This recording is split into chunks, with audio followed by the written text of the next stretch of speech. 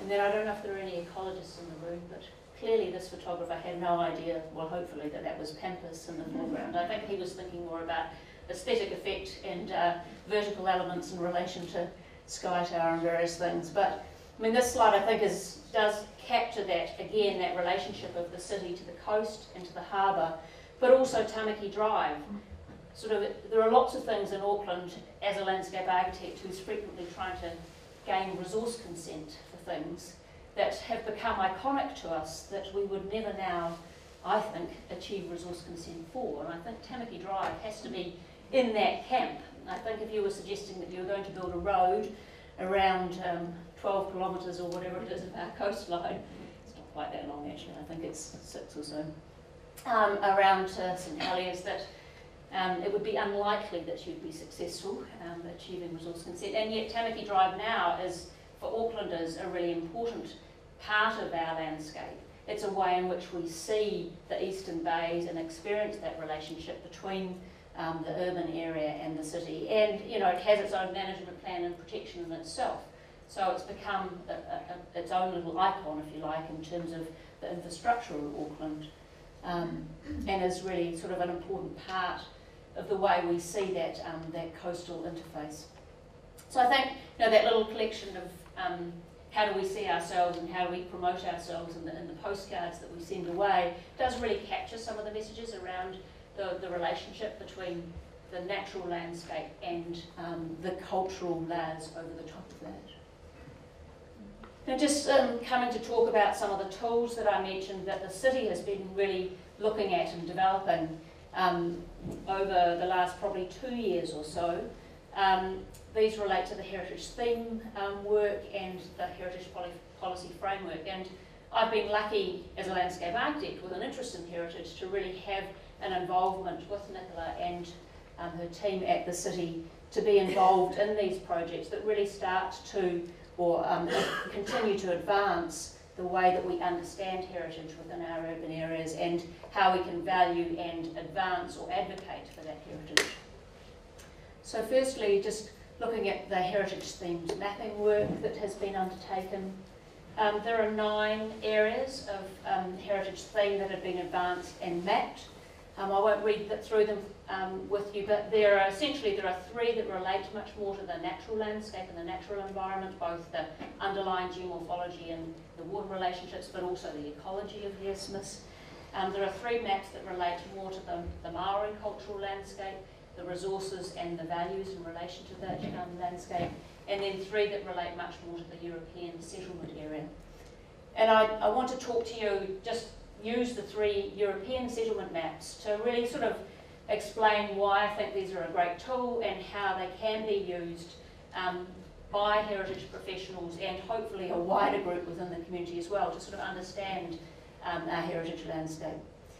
And I guess the value, I think, of this mapping work is that it does 2 things. It gives us, first of all, the big picture overview of understanding the patterns of cultural culture within the landscape, and particularly the way of reading that bigger picture landscape, and then they also give you, at a much finer grain, the ability to drill down to what's underlying these areas. These maps are informed by the city's GIS databases in terms of really using that data to look at how these patterns and the overlays come together.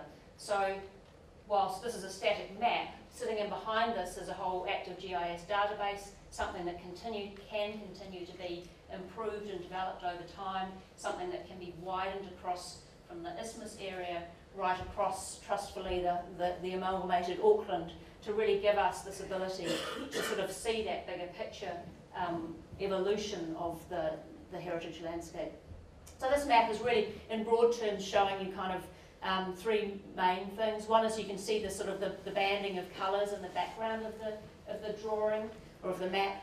That relates to the eras of development. So that purpler colour or purpley colour is the sort of Edwardian and Victorian era developed through to about 1914, and then coming through in the red you can see that next band as we come out from the central area of the city into the interwar years, sort of 1915 to 45, and then coming out into the sort of browner yellower colours, the post-war era where the car was much more of a prevalent mode of transport, and therefore living further out, you know, as the city grew, became part of that sort of the growth rings almost of Auckland.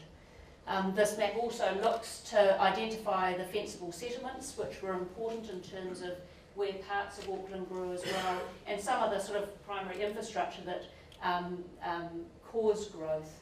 And the second map really distills some of that information, particularly it shows more clearly the original tram routes, which are really important in terms of how Auckland grew and the villages that established in the hinterland of Auckland, if you like, as the central area developed, so those hinterland villages developed along those tram routes and corridors. And you can see then into that sort of the middle band, into the interwar years, how those tram routes extended out and caused that sort of second wave, and then beyond that, the roading pattern, which really informed growth into the wider areas. And then the third map uses population density, that's the purple base, if you like, to the map, to look at, well, where is the distribution of our current day special places in terms of the community facilities that support our communities. Things like the libraries and other social services across the city. And you can see there's an interrelationship when you delve down into these layers between the historical centres and the town centres and the provision of facilities across the isthmus. Yes, that's the reminding ourselves to put your phone on silent message. So I think, you know, the maps and the database behind the maps is a really strong tool in terms of being able to convey and understand and be able to sort of delve down and read the landscape at different scales. And I just wanted to use two little examples of places that I admittedly know well, and so if you don't come from the western suburbs, you'll be on a tour, if you like, and if you know Ponsonby and Grey Lynn well, then you'll know these places well as well.